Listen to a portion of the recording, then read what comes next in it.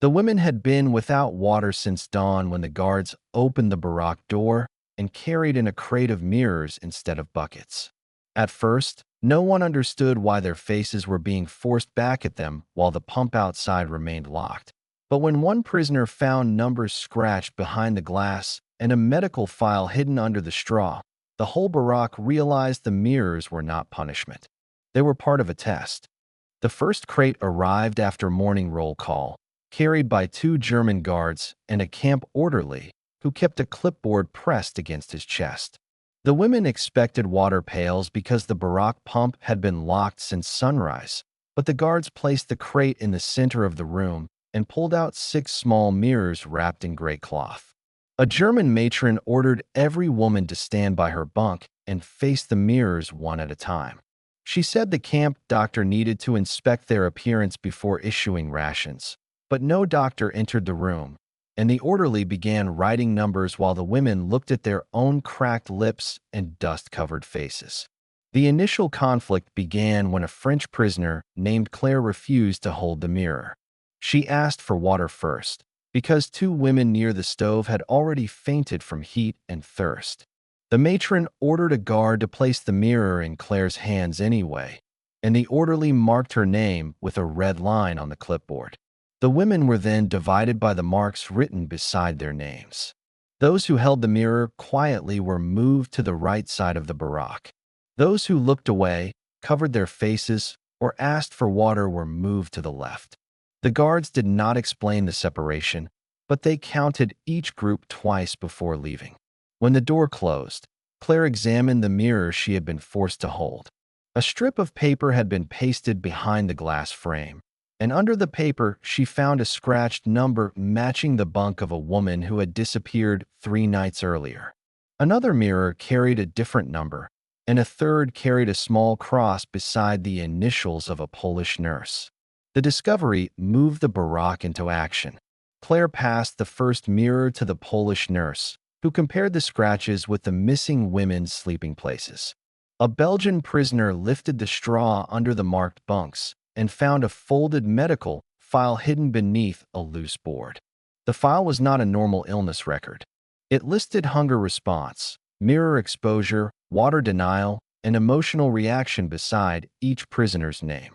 Some entries were written in German medical terms, but the meaning was clear enough.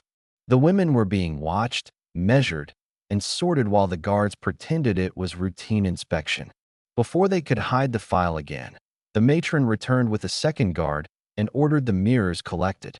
Claire slipped the file under her dress lining, but the guard saw the floorboard still raised and kicked it shut. He warned the women that anyone damaging camp property would lose the next water ration. By afternoon, the pump outside was unlocked for only 5 minutes. Guards forced the women to line up with cups, but the left side group was held back until the right side group finished. Claire's group received only a half cup each, and the orderly wrote again while the thirsty women drank under observation. That night, Claire unfolded the hidden file near the stove and read the final page by weak light. It mentioned a second phase scheduled for the next morning, using larger mirrors and controlled thirst. The women understood then that the missing prisoners had not vanished by accident. They had been removed after becoming results in an experiment no one outside the camp was supposed to see. The second phase began before breakfast when guards nailed 3 larger mirrors to the barack wall and ordered the women to stand in rows facing them. The pump remained locked, the ration bucket was delayed, and the matron walked between the rows with a watch while the orderly wrote every movement into his clipboard.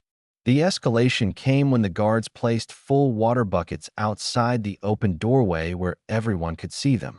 No one was allowed to touch them. The women were ordered to look straight ahead while the buckets sat in daylight, and every prisoner who turned toward the door received a black mark beside her number. A Dutch prisoner named Lena stepped out of line and tried to reach the weakest woman near the back row, who had slid down against her bunk. A guard blocked her path and pointed to the mirror instead of the prisoner. The message was clear. They were not measuring illness. They were measuring obedience under thirst. Claire used the confusion to tear a small corner from the file and hide it inside the hem of a blanket. She passed the rest to the Polish nurse, who folded it into a bandage roll and placed it in the infirmary basket. If the guards searched one hiding place, the evidence would not vanish completely. At noon, the camp doctor finally entered. He did not examine the women's throats, pulses, or temperatures. He checked the mirror wall, asked the orderly for the reaction sheets, and selected 4 prisoners from the left side group. Each selected woman had refused the mirror or tried to help another prisoner. The selected women were taken to the washroom, but no washing happened there. Claire watched through a crack in the barack boards as guards moved them past the pump and into a smaller room beside the laundry shed. The door had no window, and a white sheet had been hung across the inside wall. Lena returned an hour later with her hair wet, but her cup empty. She whispered that the room held 1 chair, 1 mirror, and a table with a water glass placed beyond reach.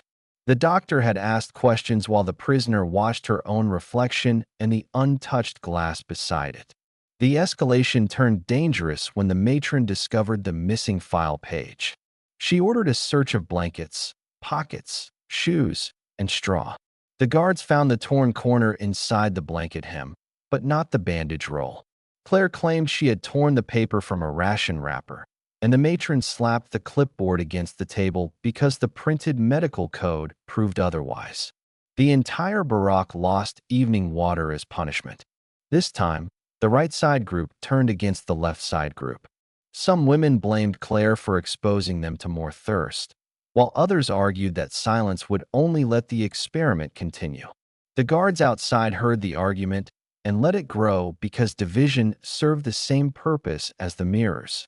Near midnight, the Polish nurse smuggled the bandage roll into the latrine yard and hid it inside a broken drainage pipe. She then scratched a warning on the underside of a wooden washboard. "They record us before they move us." By morning, that warning had passed through 3 women's barracks, and the experiment was no longer contained inside one room. The major consequence arrived when the camp commandant ordered Claire, Lena, the Polish nurse, and 5 others transferred to the old schoolhouse beyond the inner fence.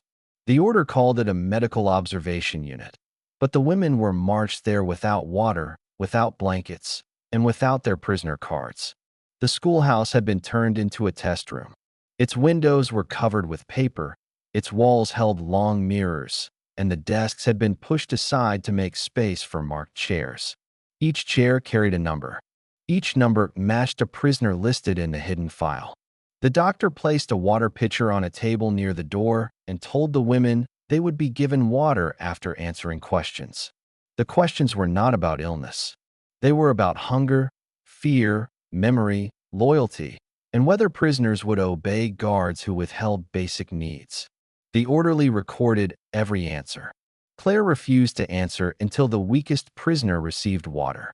The doctor wrote something without looking up and ordered the weakest woman moved to another chair. That movement changed her number from 6 to 9, and Claire realized the chairs were not seats. They were categories. The consequence spread when one woman broke from the row and grabbed the pitcher. A guard struck the table, the pitcher fell, and water spilled across the floorboards. Every prisoner lunged toward it at once, not to fight, but to press cloth, sleeves, and hands into the water before it disappeared between the cracks. The doctor ordered the room cleared. Guards dragged the women back to the barack yard while the orderly carried the soaked reaction sheets under his coat. Claire saw the sheets and understood that the spill had become another recorded response, another proof they would twist into the file. Back in the main camp, the missing bandage roll was discovered by a young forced laborer cleaning the drainage ditch. He was a Czech prisoner assigned to maintenance, and instead of handing it to the guards, he hid it inside his toolbox. That evening, he passed it through a fence gap to a French male prisoner working near the laundry. The French prisoner carried the bandage roll to the camp chapel, where an older priest secretly stored letters for captives. The priest unwrapped the file pages, read the medical headings, and copied the words onto the back of hymn sheets. He knew the original pages might be found, but copied pages could move through safer hands. The commandant learned that something had left the women's barack when a guard reported the scratched washboard message. He ordered all drainage pipes checked and all laundry tools burned.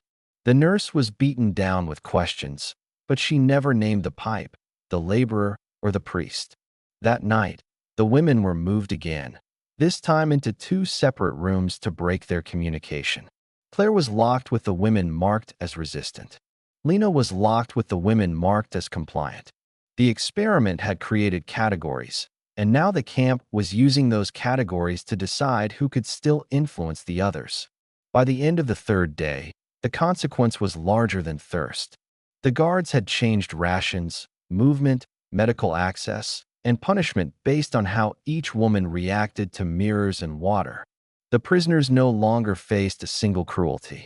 They faced a system that was writing their suffering into a study before deciding what to do with them next. The reversal began with a thunderstorm that flooded the lower yard and forced guards to unlock the storage shed where dry blankets were kept. The Czech laborer was sent to clear water from the chapel steps, and while he worked, the priest pressed the copied hymn sheets into his toolbox and told him to carry them to the outer gate repair crew. At the same time, an inspection team from a regional medical office arrived unexpectedly because the schoolhouse had requested extra forms, mirrors, and recording paper beyond its normal supply limit. The doctor expected to explain the materials as hygiene tools, but the storm had scattered wet reaction sheets from the schoolhouse doorway into the yard. Claire saw one sheet stick against the fence near the pump. She reached through the wire with a broken spoon handle and pulled it close enough to read her own name beside the words "Water Denial Trial." She folded the wet sheet under her sleeve and walked straight toward the inspection group before the matron could stop her. The matron shouted that prisoners were not allowed near officials. Claire did not speak first. She held out the wet sheet, then pointed to the schoolhouse, the locked pump, and the mirror barack in one clear motion. The inspector took the sheet only because the German medical stamp was visible in the corner. The doctor tried to dismiss it as damaged scrap. The priest then entered the yard with the chapel ledger and placed the copied hymn sheets beside the wet reaction page. The handwriting matched the file headings, and the inspector suddenly had two separate sources of the same hidden experiment. The reversal turned against the camp when the Czech laborer brought the original bandage roll from his toolbox. The hidden pages still carried prisoner names, water schedules, mirror exposure times, and removal notes for women who had vanished after earlier phases. The inspector ordered the schoolhouse sealed before the doctor could reach it. Inside the schoolhouse, the inspection team found marked chairs, unreachable water glasses, mirror frames with scratched prisoner numbers, and a cabinet filled with observation sheets. One drawer held transfer orders for women classified as broken, defiant, or unstable after reflection trial. The labels were no longer rumors. They were written in German files. The commandant tried to blame the doctor and said the camp administration had not approved psychological experiments.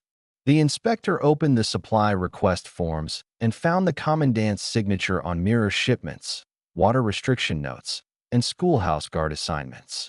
The denial collapsed before the women even had to testify. Claire and Lena were brought into the schoolhouse under escort, but this time they stood beside the inspectors instead of in numbered chairs.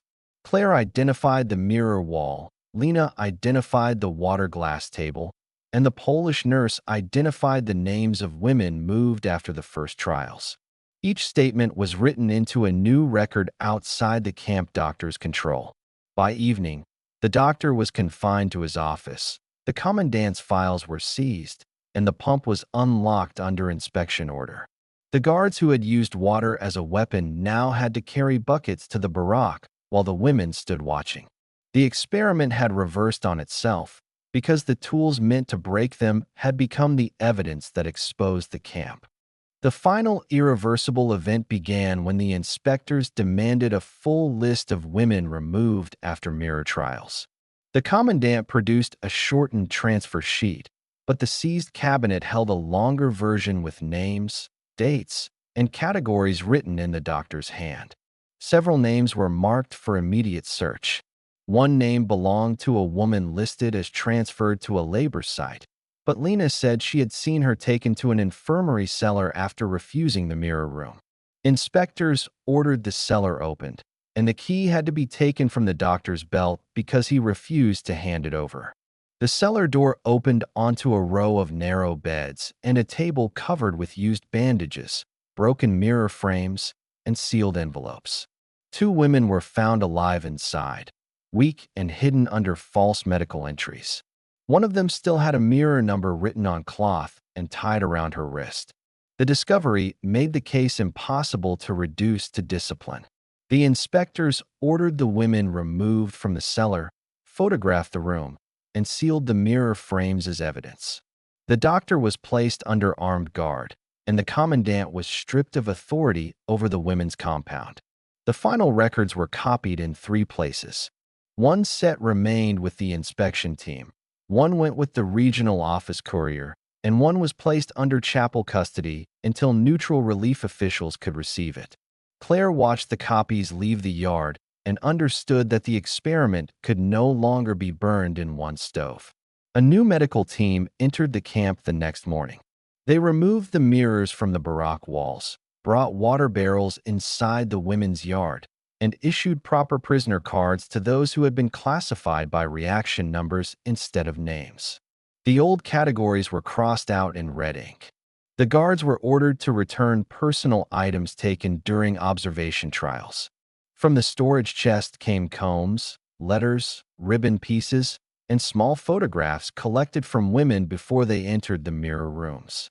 Each item was placed on a table and identified by its owner or by another prisoner who remembered where it had come from. Claire found the first mirror she had held on the day the crate arrived. Behind the frame, the scratch number still matched the missing woman's bunk. She handed it to the inspector and gave the missing woman's name. The inspector wrote it onto the search list, not as a test subject, but as a prisoner to be traced. The irreversible act came when the schoolhouse door was sealed with an official notice and 2 guards from outside the camp were posted in front of it. No doctor could reopen it, no matron could erase the marks, and no commandant could call the room a wash station again.